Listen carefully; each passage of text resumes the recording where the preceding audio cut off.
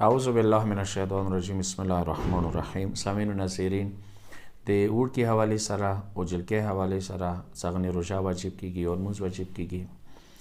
هغه کې مو اکثر بس دای کی وی معما کې 500 وی چې اوړ کې 15 کوله پراشیش پړسم ته داخل شي، جلکې انام کول پراشي لسم ته داخل شي. د اسلامي کوم کول سمو غنو محرم سپاره دغه ونون سره ته د کوم سی مو انګریزي تاریخ دی سره لګوي کام رسی، یعنی 14 سال 7 مهینه 15 دن دی وړ کې دی 14 کوله و میاشتې 15 ورځې څخه پراشي وړ کې نه المونز واجب روزه واجب. جلکې والا کوم دی اته کوله اته میاشتې او لاس ورځې یعنی 8 سال 8 مهینه 10 دن دا پراشی جلکې نه واجب ده. خو البته یې وړ کې والا صرف 14 سال 7 مهینه 15 دن صرف دویا نه ده. زیر نوف کوم وخته دی یا احتلام دی مثلا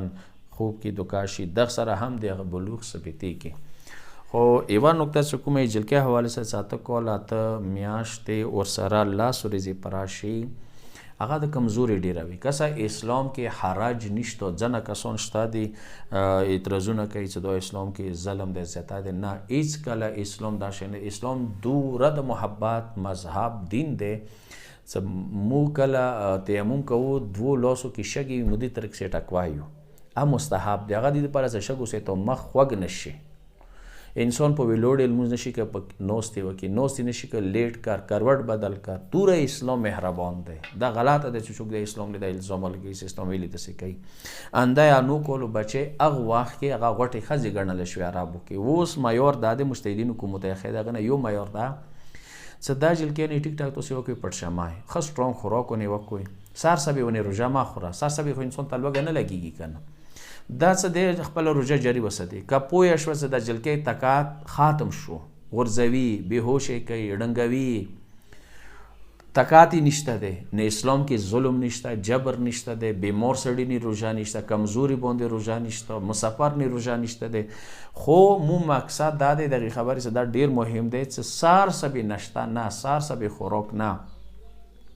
کسو دنیا او شی وتنده بچی دی مو وړ بچی څه دی انده سبق ته مور پڅو سکول ته پڅو ادرو کولو بچی چالو کولو بچی مو خوم نه پڅو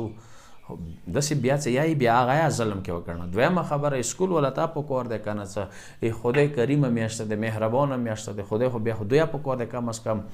انو بجی یو لاس بجی ویلې څه په کور ده وړ کی بچی درسي انو پورې خوب وکي دام وکي اغه نه باد روشي دا خو بیا آلتا بیا د اعتراض لای شي. خو بهر حال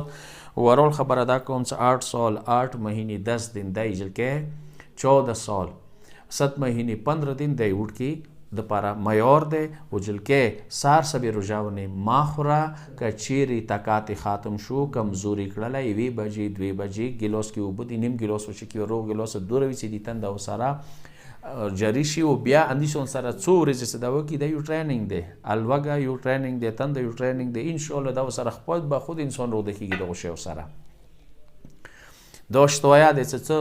خوب زتای شي کمای شي خوراک زتای شي کمای دا انسان خپل باندې ډیفرنٹ کوي. دا شی مهم دی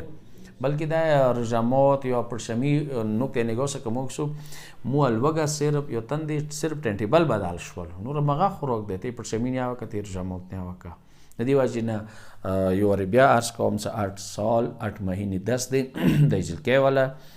او 14 سال 7 مهینه 15 دن دی وړ کې والا سار سبي ونه روزه ما خوري